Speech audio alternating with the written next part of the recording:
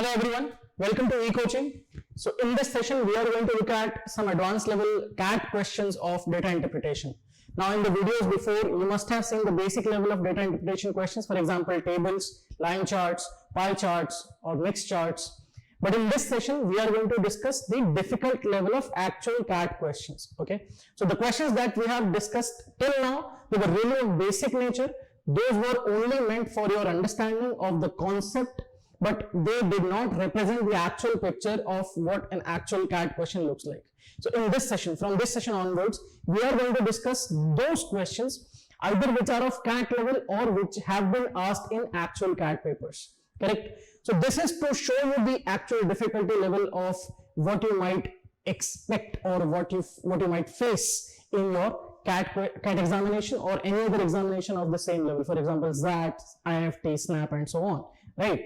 So let's move on with the first set. Now, once again, be prepared or brace yourselves for what is coming, because now you will be facing the difficult level of questions. That means please make sure that you have all the required tools and equipment that you might need. For example, you must have a paper with you for all the rough work. You must have a different set of paper in which you note down the important details, right? You can also take the screenshot, but you will require to write some things down, right? So make sure that you have all the required tools with you. Make sure that whenever I ask you to pause the video and take some amount of time, you take that amount of time and dedicate yourself completely towards either understanding the data or solving. Okay, the flow is going to be like, first I will take you through the whole set along with the questions. I will give you the time frame, I will give you the difficulty level. Whenever I ask you to pause the video, solve it, do it. अगर नहीं हो रहा है, don't worry, because as I have advertised, these are difficult level questions. That means they are supposed to be understood first. उसके बाद आप उसमें जाके उसको solve कर सकते हैं. But हो सकता है that 90% of you might not be able to solve them in the first go, right? They are difficult ones. We have to understand them first. So what is the purpose of these sessions? For you to understand what actually is CAT level, for you to understand how to approach if you were to understand how to identify the difficult question from the medium level question or a medium question from the easy level question. Okay, the purpose of this video is to make you understand, not to test you, not to judge you. So don't judge yourself from the first set itself कि यार ये तो मुझसे नहीं हुआ, मुझसे CAT कैसे होगा. बिल्कुल अपने आप को जज नहीं करना है, because this is not a test of you right now. This is for you to understand. Okay, this is for you to understand कितनी डेट तक जाना पड़ेगा to develop that ability to identify the sets that you want to solve and to be able to solve them completely and get those marks, right? So with that understanding, with that warning, with that instruction, with that advice, guidance, let's start this first set. Okay, so the data is on the screen. You must be able to see the data now. Okay, what I would want you to do is pause the video for about 5 minutes, understand everything that you can from this data, and come back to me when you have the clear understanding. Let me just, yeah. So the data is visible on the screen now. Try to just understand. क्या understand करना है? Number 1, what has been given. Number 2, what is missing. Number 3, जो missing है उस तक कैसे पहुंच सकते हैं. The process or the flow to reach from what has been given to what is missing. ये 3 चीजें आपको समझ में आनी चाहिए. If you do that, then try to do some calculations. Try to find the missing values. After that, I will take you through the questions. Take a pause of 5 minutes. If you need to extend that break to 10 minutes, I am still okay. Okay, but take minimum 5 minutes and then come back to me. Minimum 5 minutes, then come back to me. The level of difficulty I will discuss with each question. Okay, so I hope by now you must have gone through the data. So let's move on and try to understand the questions. Question 1, what percentage of kids from S were studying in P? Okay, so in this difficult set, the level of difficulty of this question is moderate. So this is a moderate level question. Try to solve it and come back to me when you have an answer in your hand, take a minimum of 2 minutes, moderate to difficult level question, take 2 minutes, come back to me when you have an answer in your hand. Okay, so that was the first question. We will discuss each question together, so don't worry. Question 2. Among the kids in W whose mothers had completed primary education, how many were not in school? Okay, again, moderate to difficult. Take about 2 to 2.5 minutes and come back to me when you have attempted it and an answer in your hand. अगर solve नहीं हो रहा है, but do not worry. I just want you to give your best. That's it. Solve होना नहीं होना बात की बात है, लेकिन ट्राई तो करना है, रफ वर्क तो अच्छे से करना है, समझना है कि क्या दिया है, कैसे दिया है, क्या करना है. Okay, so I hope you have tried it. Question 3. In a follow-up survey of the same kids 2 years later, it was found that all the kids were now in school.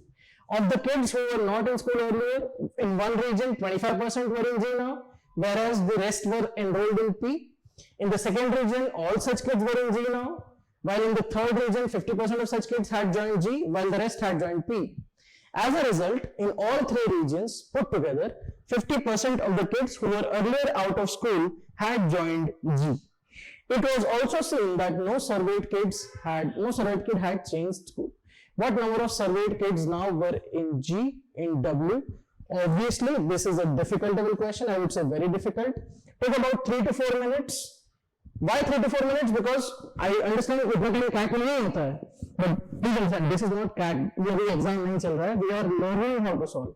So before मैं आपको सीधा दरिया में फेंक के ये नहीं expect कर सकता कि चलो तैयार लो, है ना? So अगर मुझे आपको दरिया में फेंकना भी है तो मैं आपको पहले सिखाऊंगा, आपसे अप्लाई करवाऊंगा और फिर आप एक एक्चुअल तैरने जाओगे. So this is you just facing the sea for the first time. So give yourself enough amount of time. Pause the video, come back to me when you have attempted it. Don't worry अगर नहीं आता है तो chill. Okay, so I hope by now you have attempted it. Let me go to the question 4. In a follow-up survey of the same kids, so I think it's same data as the last question, just the question is different. Yeah.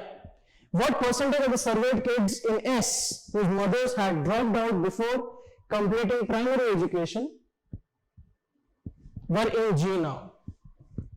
Difficult question. Take 3 to 4 minutes. Come back to me when you have an answer in your hand. अगर नहीं होता है तो भी it's completely fine. We will solve it together.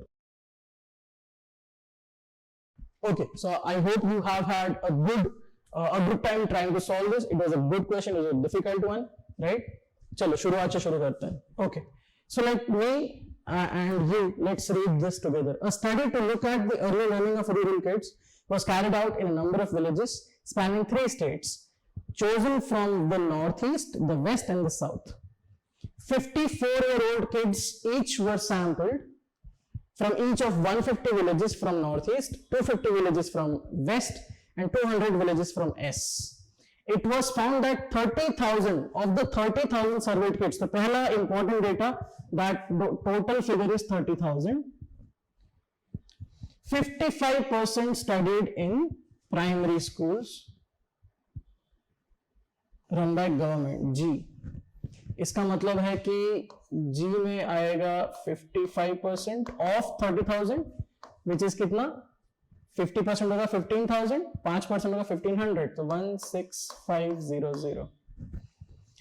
Okay, 37% in private school P. So P में आएगा 37%, मतलब कितना? 30% होगा 9,000, 5% होगा 1,500, तो 10,500 plus 2% बचा 600, so 11,100. Correct? And remaining 8% did not go to school. So O did not go to school, 8%.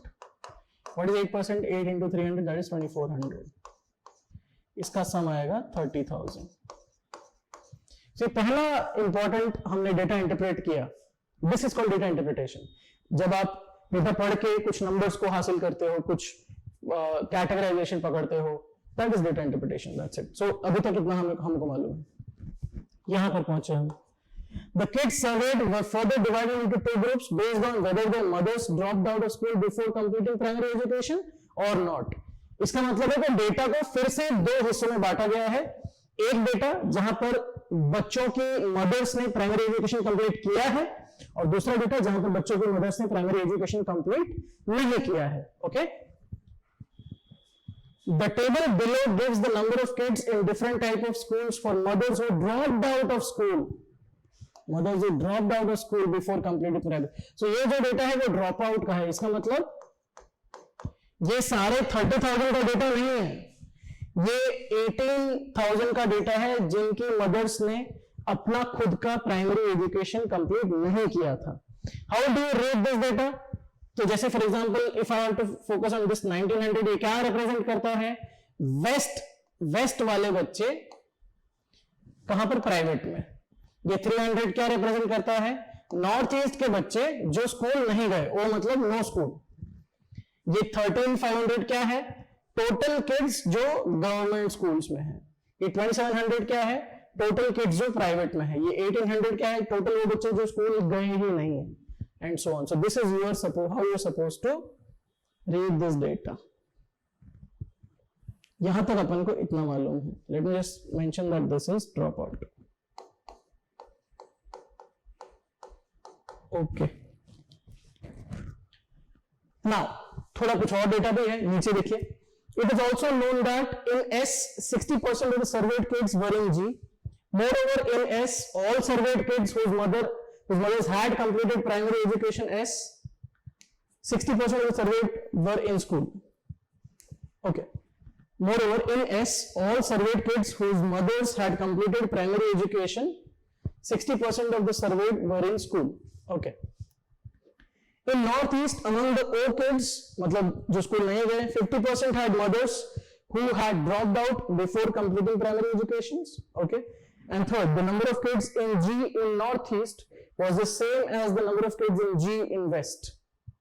Okay, total की बात चल रही है. Okay, so यहाँ पर आपको एक चीज समझ में आनी चाहिए कि क्या दिया हुआ है. दिया हुआ है जिनके मदर्स ने ड्रॉप आउट कर दिया है. क्या नहीं दिया हुआ है? वो इंफॉर्मेशन जहां पर उनकी मदर्स ने एजुकेशन फिनिश नहीं किया है. तो ऐसा ही एक टेबल में फिनिश वाला बनाना पड़ेगा और ऐसा ही एक टेबल बनाना पड़ेगा टोटल का. So let's try to do that. अगर मैं एक टेबल बनाने की कोशिश करूं यहां पर,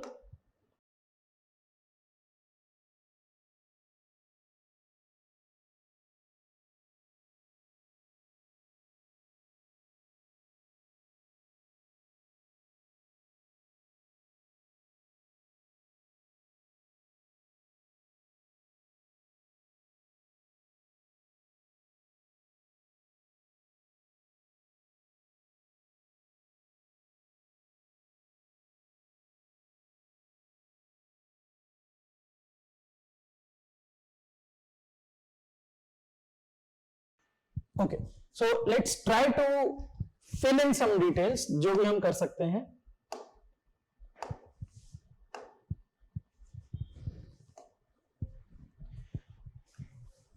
सो डेटा में क्या दिया था अपने पास? North east, west, south, GPO. Okay, sorry, ये नॉर्थ ईस्ट, ये वेस्ट, साउथ, टोटल, ये G, ये P, ये O और ये टोटल. ओके. यहां पर हम बात करेंगे वो बच्चे जिनकी मदर ने एजुकेशन फिनिश किया है, प्राइमरी एजुकेशन. जैसे कि 18,000 ड्रॉप आउट है, टोटल है 30,000. सो यहां पर टोटल मिल जाएगा ना अपने को. ये टोटल कितना होना चाहिए? अगर यहां पर 18,000 है तो वहां पर कितना होना चाहिए? 12,000, है ना. तो एक चीज अभी फिलहाल अपने को पता चली है, that this should be 12,000. Okay. और क्या मालूम है? So let's try to do other things. जो हमें पता है वो हमें इन सब के टोटल पता है. गवर्नमेंट का टोटल, प्राइवेट का टोटल, नो का टोटल. यहां पर भी गवर्नमेंट का टोटल है, प्राइवेट का टोटल है, नो का टोटल है. देखिए टोटल गवर्नमेंट वाले बच्चे हैं 16,500, लेकिन यहां पर 13,500 ही है. इसका मतलब बाकी के 3,000 होंगे आगे वाले टेबल में. सो यहां पर 3,000. 2,700 प्राइवेट में है, लेकिन टोटल प्राइवेट में है 11,100, तो कितना बच गया है यहाँ पर? 3,000 निकाल दो, 3,000 से इसमें से निकाल दो, तो 117 और 27, तो कितना बच जाएगा? यहाँ पर बच जाएगा 73 और अपने पास और कितना एक्स्ट्रा बचा हुआ है? 11, 73 और 11 कितना हो जाएगा? 84। सो 84 यहां पर है एंड 1800 2400 में से 600 यहां पर है। इनका सम देख लीजिए, 12,000 होना चाहिए। ये दोनों हो जाएगा 9,000, 9,000 प्लस 3, 9,000 प्लस 3,000 इज 12,000। तो चलो ये भी अपना हो चुका है। Okay, what else do we know? Coming back to the data. Okay, अब हमें और जो भी इंफॉर्मेशन दिया है उसका यूज करना पड़ेगा। So let's see what can we use. यहां पर आते हैं, in S 60% of the surveyed kids were in G. अच्छा, तो टोटल जो है एस में 60% ऑफ सर्वेड किड्स जी में ही थे, तो एस का ये वाला टोटल वाला फिगर 60% होना चाहिए। इसका मतलब हमारे पास एक टोटल का भी टेबल होना चाहिए। So let's try to make a table of total.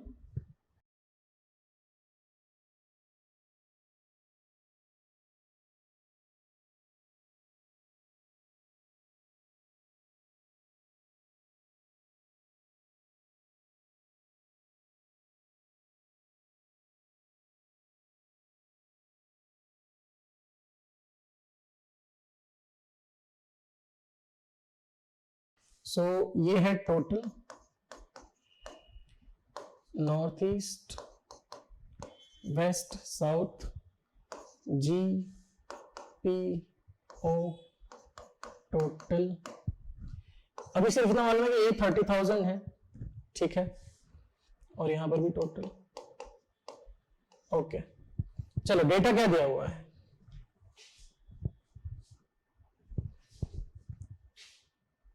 हाँ, यहां पर फोकस कीजिए। In S 60% of the surveyed kids were in G. Okay, ये वाले फिगर्स हैं अपने पास, इनको भर देते हैं। सो जी में आएगा 16500, पी में आएगा 11100 और ओ में आएगा 2400। ये टोटल वाला है, ध्यान रखना। ये फिनिश वाला है, ये टोटल वाला है, और इसके आगे पेज में अपने पास ड्रॉप आउट वाला है। ओके, इन एस में जितने भी टोटल थे यहां पर, उसका 60% आएगा जी में, ये भी दिया हुआ है अपने को, ठीक है। एस का टोटल कितना है अभी हमें मालूम है, नहीं मालूम है? चलिए, एस का टोटल मालूम है अपने को? हाँ, एस का टोटल मालूम है। We know that 54-year-old kids each were sampled from each of the 150 villages from any, मतलब 150 एनी के विलेज में इंटू 50, ये हो जाएगा एनी का number. So let's put that. Any का टोटल होगा 150 इंटू 50, कितना होगा? 150 इंटू 50, 7500। वेस्ट का फिगर भी मालूम है, वेस्ट में कितने हैं? 50 बच्चे और 250 विलेजेस। बहुत बढ़िया। सो ये 250 into 50, what is 250 into 50? 25 into 5 125, तो यहां पर आ जाएगा 12,500। इसका मतलब ये डेटा कितना होना चाहिए? ये होना चाहिए 10,000। तो एक बार से देख लेते हैं। बाकी बच्चे 200 विलेजेस, ऑब्वियसली 200 इंटू 50 10,000। सो डेटा सही है।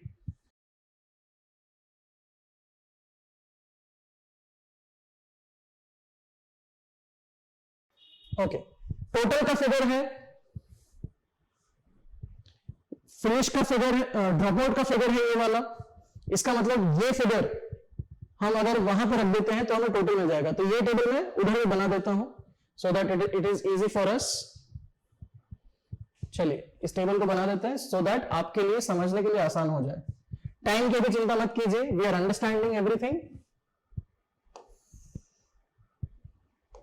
तो फिलहाल मुझे टाइम की चिंता नहीं है, क्योंकि हम अभी समझने की कोशिश कर रहे हैं।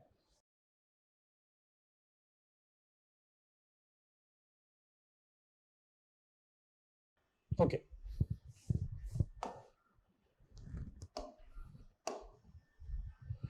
सो यहां पर एनी, वेस्ट, साउथ, ये है drop out, total, GPO total, ये तो हमें पता है 18,000 है। चलिए 4200, 4200, 5100 लिख देते हैं। 4200, 4200, 5100, टोटल 13500।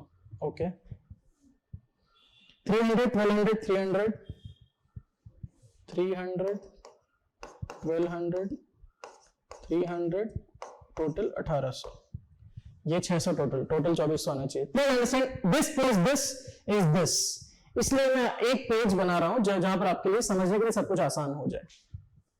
और बीच में क्या आएगा? 500, 1900, 300, 500, 1900, 300, टोटल 2700। अब पूरा कहानी यहां पर आपके लिए क्लियर होना चाहिए कि कहां पर क्या डालना है। चलो, एक हमें डेटा दिया गया था अभी फिलहाल, S में, इन S 60% of the surveyed kids were in G। पहले इसको यूज कर लेते हैं। S का टोटल 10,000 है, जिसका 60% यहां आना चाहिए G में, मतलब कितना? 6,000। ओके, चलिए ये फिगर 5100 है, इसका टोटल 6,000 है, तो यहां पर क्या होना चाहिए सोचिए। So what? How should I think? This question mark plus 5100 is 6,000. So obviously यहां पर क्या आ जाएगा? 900।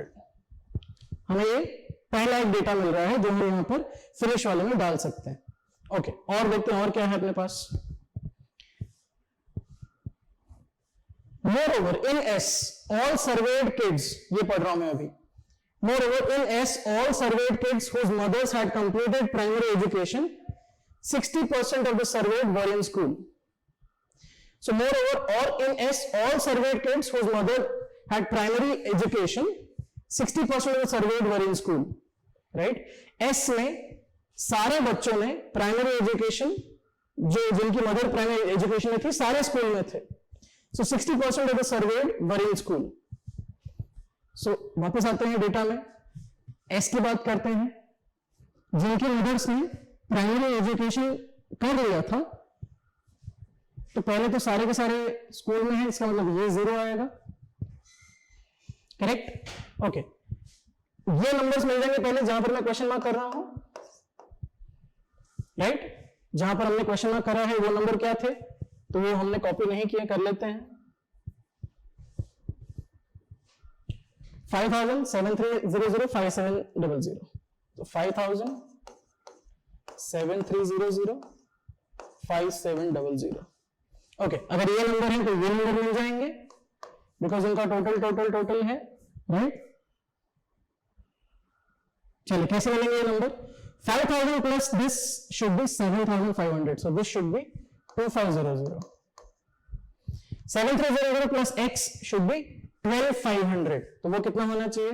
73 में आप कितना ऐड करोगे तो 125 मिलेगा, यहां से 27, वहां से 25, तो ये हो जाएगा 52, है ना? 52 ऐड करोगे, 52 plus 73, that happens to be 125, और वहां पर 10,000 है, यहां पर 5700, तो ये कितना हो जाएगा? 4300। 10,000 बच्चे यहां पर, अब इनका सम 12,000 होना चाहिए, देख लीजिए 12,000 है कि नहीं है। So we have got 90 plus 110 plus 12,000. Correct? Okay. Now इस वाले बच्चे सारे स्कूल में थे जो जिनके उन्होंने एजुकेशन फिनिश किया था। So this is 900, ये 4300 है, तो ये कितना होना चाहिए? 3400 होना चाहिए। 34 plus 9 43 हो जाएगा। So this is 3400. यहाँ पर इतना हमें पता चला है। Okay? यहाँ पर सम 5000 होना चाहिए, टोटल 8400, ये 3400 है, यहाँ पर ये 3000, तो ये इसका सम 2100 होना चाहिए। ठीक है? ओके, यहाँ तक चीजें क्लियर है एवरीवन? एनीथिंग, एनी डेटा जो आपको लगे कि ये हम ढूंढ सकते हैं? For example we have these two figure, तो ये दोनों मिल जाएंगे। कैसे मिल जाएंगे? 3400 primary, sorry private plus 300 private, तो 34 प्लस 300 ये कितना होगा? 3700, तो ये 3700 एंड 0 प्लस 300 तो ये 300। देखो इतना मिल चुका है अभी तक अपने को, राइट। चलिए वापस आते हैं और आगे बढ़ते हैं। In S, all surveyed kids whose mother had primary education S, 60% of the surveyed kids surveyed were in school.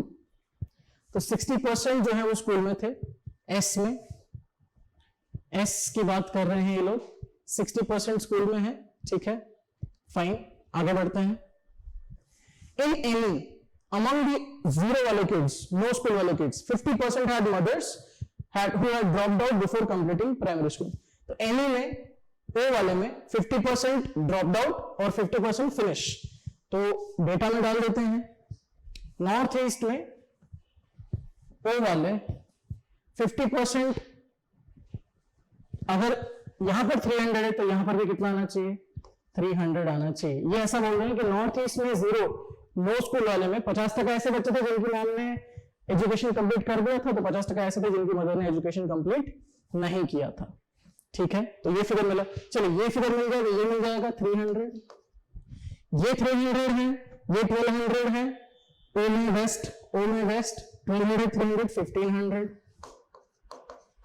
ये 1500 है, ये 300 है, 1800, तो ये 600 है ना, 300, 300, 600।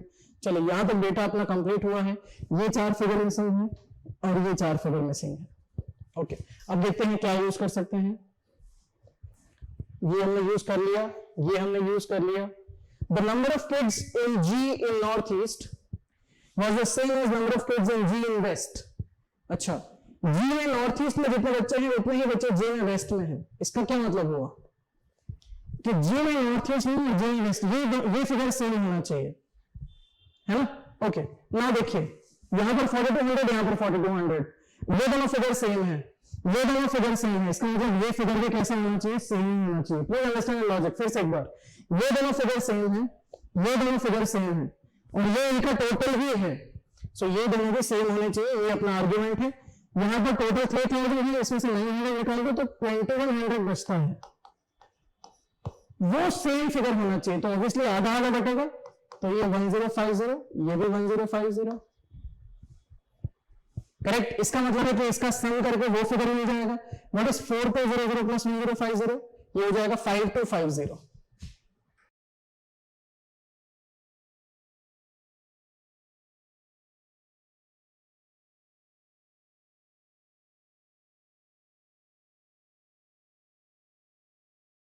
इसका सम करके देखिए आपको मिल जाएगा 16500, ठीक है। ओके, ये ऑप्शन मिल जाएगा अपने को, यहां पर 1050, यहां पर 300, तो ये कितना हो जाएगा 1350 निकाल दीजिए वहां से, तो 1150 है ना। तो 1000, 1000, 2000, ये 50, ये 110, 200, 300, ठीक है, दैट इज फाइन। अब यहां पर ये फिगर मिसिंग मिल जाएगा, सो 5000 में से 1150 निकाल दीजिए तो कितना बच जाएगा 3850, और इसका सम करके देख लीजिए आपको ये मिल जाएगा। So this is 105 plus 385 plus 300, so yes ये बैठ जाता है 5200। ओके, अब इन दोनों को सम करेंगे तो वो फिगर मिल जाएगा 1150 प्लस 5 तो 1650 एंड 3850 वेस्ट प्राइवेट 1900, तो ये कितना हो जाएगा 5750। Now we have all the 3 tables complete, है ना। अब जाकर सारे 3 टेबल कंप्लीट हुए हैं। सो ये अपना फाइनल सोल्यूशन है, this is the final solution. क्या हम इसकी मदद से कोई आंसर कर पाएंगे? Let's try to see. Question 1, what percentage of kids from S were studying in P. S से पी में कितने परसेंटेज पढ़ रहे थे ये पूछा है। तो टोटल में आते हैं एस में से पी में 37 out of total 10,000, that means 37%। सो ये पहला आंसर मिला हमें, डेटा कंप्लीट होने के बाद बहुत आसान, correct, easy when you have all the data. Second question, among the kids in west whose mothers had completed primary education, मतलब वेस्ट में वो वाले बच्चे जिनकी मदर्स ने कंप्लीट कर लिया था, how many were not in school. अच्छा, वेस्ट में मदर का एजुकेशन कंप्लीट होने में कितने बच्चे स्कूल में नहीं थे, वो वाले। Let's check. टोटल में नहीं, लेकिन फिनिश वाले में, वेस्ट में कितने बच्चे स्कूल में नहीं थे? 300 स्कूल में नहीं थे, करेक्ट। वेस्ट में मदर का एजुकेशन फिनिश होने में 300 बच्चे स्कूल में नहीं थे। और उन्होंने पूछा है परसेंटेज, है ना? They have asked percentage, am I right? No, they have asked absolute number, so that is 300। Percentage नहीं है, एब्सोल्यूट पूछा है, जिसका आंसर आएगा 300। Okay, that was question 2। आगे बढ़ते हैं, बड़ा क्वेश्चन है। In a follow-up survey of the same kids 2 years later, it was found that all the kids were now in school. मतलब all 30,000 ये अब स्कूल में आ गए थे। So इसका क्या मतलब है? What do you make of this? समझ में आना चाहिए आपको। हमारे सोल्यूशन में जाते हैं कि जो O वाले हैं, O वाले हर जगह, ये 300 मतलब ये 600, ये 300 1200 300 मतलब ये 1800, ये सारे कहां घुस गए हैं? इस तरफ। ये ऑल 24 ये या तो इधर गए हैं या तो इधर गए हैं, है ना? That is what they mean. Okay, so क्या है समझते हैं? या of the kids who were not in school earlier in one region, एक रीजन में 25% गवर्नमेंट में गए और बाकी के लोग मतलब 75% पे में आए। सो एक रीजन है कोई जहां पर 25% कहां गए? जी में। दूसरे रीजन में क्या सीन है? In the second region all such kids were in G, मतलब सारे के सारे 100% जी में। Okay, while in the third region 50% of kids join G. एक रीजन ऐसा है जहां पर 50% बच्चे जी में चले गए। ओके, ठीक है। As a result in all 3 regions put together 50% of the kids who were earlier out of school had joined G। इसका मतलब पहले 2400 बच्चे स्कूल के बाहर थे, उसमें से 50% अब जी में आ गए। इसका मतलब बाकी 50% कहां गए होंगे? प्राइवेट में गए होंगे। ये सीन है रिजल्ट। ओके, चलो इसको थोड़ा सा समझते हैं। हमें यह चाहिए कि भाई जितने भी बच्चे जो स्कूल में नहीं हैं उसके आधे बच्चे जी में जाने चाहिए, गवर्नमेंट में जाने चाहिए। मान लो आप कलेक्टर हो किसी एक रीजन के और आपको ये रिस्पॉन्सिबिलिटी दिया गया कि देखो बेटा जितने बच्चे स्कूल में नहीं हैं उसके आधे जाने चाहिए गवर्नमेंट में, आधे जाने चाहिए प्राइवेट में। तो आप गए इस रीजन में, पहले थर्ड रीजन में गए आप, और आपने क्या देखा?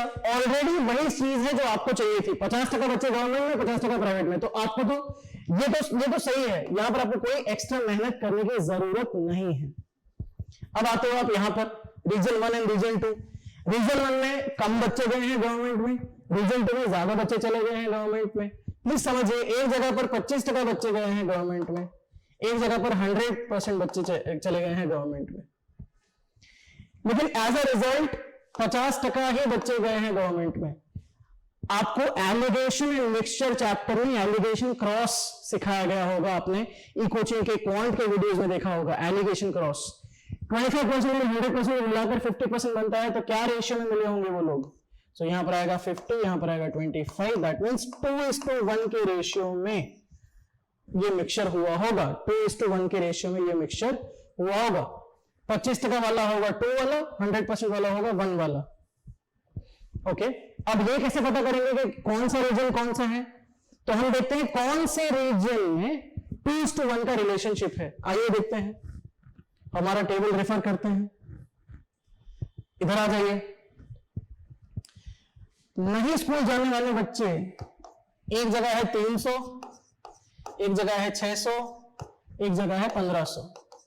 कहां पर मैं नाम लिख देता हूं। 300 वाले कहां पर है? एस में। 600 वाले कहां पर है? एन में। और 1500 वाले कहां है? डब्ल्यू में। आप खुद चेक कीजिए कहां पर 2:1 का रेशियो फॉलो हो रहा है, कहां पर 2:1 का रेशियो फॉलो हो रहा है। मुझे दिख रहा है नॉर्थ ईस्ट टू साउथ, ये नॉर्थ ईस्ट टू साउथ, यहां पर 2:1 का रेशियो फॉलो हो रहा है। 2:1 इसका मतलब है 2:1 यहां पर मैं सॉल्यूशन में बैठा सकता हूं। So let me go to the question जहां पर हम रुके थे। ये 2:1 ये होगा पक्का नॉर्थ ईस्ट और ये होगा पक्का साउथ। तो लिख दीजिए 25% वाला होगा नॉर्थ ईस्ट, 100% वाला होगा साउथ और थर्ड वाला होगा वेस्ट। अब ये हमें पता चल चुका है। Very good, now we can find the answer, right. अब क्वेश्चन क्या है, what number of the surveyed kids now were in G in W. W में अब कितने बच्चे थे, देखो डब्ल्यू में 50% बच्चे चले गए हैं जी में, इतना याद रखो। वेस्ट में 50% बच्चे गवर्नमेंट में गए हैं। So let's go back to our table. West की बात करते हैं, ये 1500 में से 50%, ये 1500 में से 50% यहां पर आ गए हैं वेस्ट में। सो 1500 का 50% 750, सो 750 प्लस ऑलरेडी कितने थे गवर्नमेंट में 5250, तो ये क्या आ जाएगा आंसर 6000 बच्चे अब वेस्ट रीजन में गवर्नमेंट में पढ़ते हैं। सो हम देखते हैं हमारा ऑप्शन मैच होता है कि नहीं। Yes, we have an option A, 6000 is the answer, कि भाई अब 6000 बच्चे जो हैं वेस्ट में पढ़ते हैं। क्लियर है? Okay, this was a good question. आगे बढ़ते हैं और आगे वाले क्वेश्चन में as I remember same data है तो सोल्यूशन याद रखेंगे। ऊपर का डेटा जैसे कि आप देख रहे हैं सेम डेटा है, करेक्ट, वेरीफाई भी कर लेना जरूरी है। So we had done it जब हमने पहली बार पढ़ा था। अब क्वेश्चन पे आते हैं, what percent of the surveyed kids in S whose mothers had dropped out before completing primary education। मतलब एस के वो बच्चे जिनकी ड्रॉप आउट, जो ड्रॉप आउट में थे, मैं लिख देता हूं एस में ड्रॉप आउट वाले बच्चे। What percent of surveyed kids in S whose mother had dropped out before completing primary education were in G now? Were in G now, ये क्वेश्चन है। एस में से कितने बच्चे, परसेंटेज के बच्चे जी में चले गए।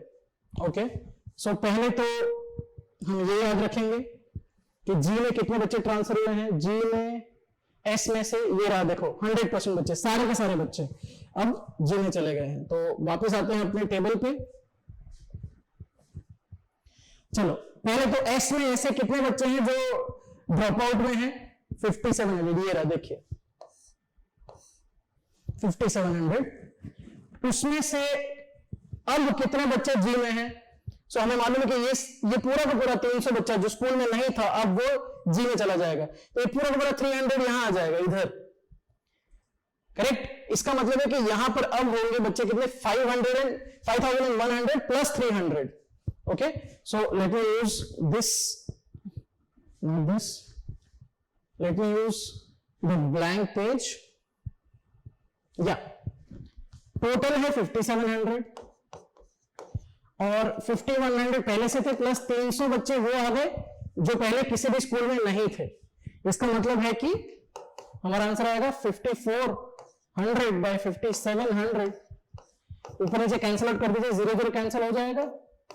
ये है 18 इंटू 3, ये है 19 इंटू 3। 18 बाय 19 ये होता है 1 माइनस 1 बाय 19। इसका मतलब है 100 माइनस 5.26, मतलब कितना हो जाएगा 94.74। 94.74 बच्चे परसेंट अब जी में है। So let me check, 94.7 is the answer because can not be determine. Determine तो कर सकते हैं, ये हमेशा रूल आउट हो जाएगा जब वी कैन डिटरमाइन।